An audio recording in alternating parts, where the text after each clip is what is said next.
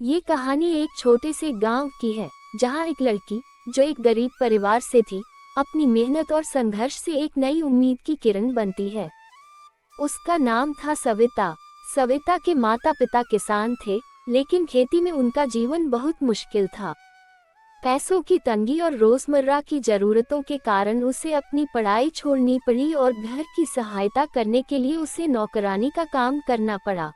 मैं इस जीवन से बहुत परेशान हो गया हूँ। कितना भी काम करो, कितना भी पैसा कमाओ, कुछ नहीं होता। पिताजी, आप फिक्र मत कीजिए, मैं काम करने जाऊंगी और सब कुछ सही कर दूंगी। सविता के पिता के पास बहुत जमीन नहीं थी, और जो थोड़ी बहुत जमीन थी वह भी सूखा और बंजर थी। उसकी माँ दिन रात घर के कामों में लगी रहती और सविता के छोटे भाई बहनों को संभालने में व्यस्त रहती। सविता, जो शुरू से ही होशियार और समझदार थी, जल्दी ही परिवार की जिम्मेदारियों को समझने लगी। पिताजी, मैं काम की तलाश करने जा रही हूँ, आप फिक्र मत कीजिए, एक दिन सब ठीक हो जाएगा। एक दिन गांव में एक अमीर परिवार आकर रहने लगा। वह लोग शहर से आए थे और उनके पास बहुत सारे पैसे और सुविधाएं थीं। उनका घर बहुत बड़ा था और उनके पास कई नौकर थे। सविता के पिता ने उसकी मदद करने के लिए एक सुझाव दिया। तुम वहाँ जाकर काम कर लो, तुमसे घर का खर्च चल जाएगा और शायद तुम्हारी कुछ मदद भी हो जाए। सविता के पास और कोई विकल्प नहीं था, इसलिए उसने अपने पिता की बात मानी और अमीर परिवार के घर नौकरानी का काम करने चली गई। मैडम, कुछ काम मिल सकता है क्या? मुझे काम की जरूरत है। हाँ, मिल जाएगा, कल से आ जाना। तुम्हें पूरे घर का खाना बनाना पड़ेगा। सविता ने नए घर में काम करना शुरू किया। परिवार में रेखा उसके पति और ससुर थे। शुरुआत में उसे यह काम बहुत कठिन लगा, क्योंकि घर के सारे लोग बहुत ही शाही अंदाज में रहते थे। वह सुबह से लेकर रात तक काम करती रहती। बर्तन धोना, झाड़ू लगाना, कपड़े धोना और खाना बनाना जैसे कई काम थे जो उसे दिन भर करने होते थे। लेकिन धीरे धीरे उसने मेहनत करना शुरू किया और वह हर काम अच्छा करने लगी।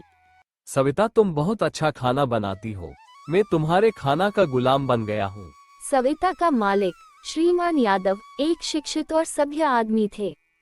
वह हमेशा सविता से अच्छे तरीके से बात करते और उसे कभी भी ताने नहीं देते। उनकी पत्नी श्रीमती यादव एक बहुत ही सख्त महिला थी, जो हर काम को बहुत ध्यान से करती थी। हालांकि वो सविता के साथ कभी नाराज नहीं होती थी, लेकिन उन्हें अपनी जिंदगी में थोड़ी ज्यादा सुविधा चाहिए थी, इसलिए वह भी सविता से ज्यादा उम्मीदें रखने लगी। पर उसके ससुर की नजर हमेशा सविता पर रहती थी। सविता, तुम इतना काम कैसे कर लेती हो? तुम थकती नहीं हो क्या? ऐसा नहीं है मालिक, मैं बहुत थक जाती हूँ। अच्छा, तुम्हें अब काम की टेंशन लेने की जरूरत नहीं है। मैं तुम्हारी सारी समस्या खत्म कर दूंगा कुछ दिन में। सविता का एक छोटा सपना था कि वह एक दिन स्कूल लौटकर अपनी पढ़ाई पूरी करेगी। वह जानती थी कि उसकी जिंदगी में बहुत संघर्ष है, लेकिन फिर भी उसने उम्मीद नहीं छोड़ी। जब वह काम के बाद थोड़ा वक्त मिलता, तो वह खुद को पढ़ने के लिए समय देती थी। श्रीमान यादव ने ये देखा और उन्हें सविता की मेहनत और आत्मविश्वास बहुत पसंद आया। एक दिन उन्होंने सविता से कहा, तुम बहुत मेहनती हो, तुम्हारे अंदर कुछ खास है। अगर तुम चाहो तो मैं तुम्हें पढ़ने का एक मौका दे सकता हूँ। सविता के लिए यह एक बड़ा अवसर था। वह बहुत खुश हुई और उसने तुरंत हामी भर दी। लेकिन उनके पिता के मन में और कुछ था। वह मौके की तलाश में सविता से बात करने वाले थे। सविता, मैं तुम्हें अपनी जीवन का हिस्सा बनाना चाहता हूँ, अगर तुम्हें ऐतराज ना हो तो। नहीं, आप ये क्या कह रहे हैं? ऐसा नहीं हो सकता, मैं कभी ऐसा नहीं कर सकती। मेरे पिताजी और माँ को मुझसे बहुत उम्मीद है, मैं ऐसा नहीं कर सकती। सविता, मैं तुम्हारे पूरे परिवार का ध्यान रखूंगा और तुम्हें किसी चीज की कमी नहीं होने दूंगा।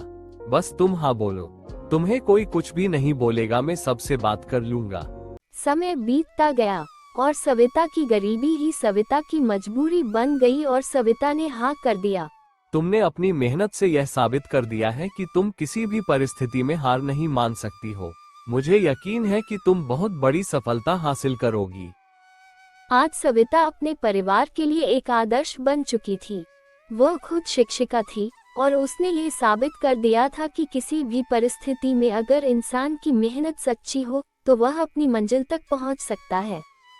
उसकी कहानी ने सभी को ये सिखाया कि कभी भी हालात से हार नहीं माननी चाहिए।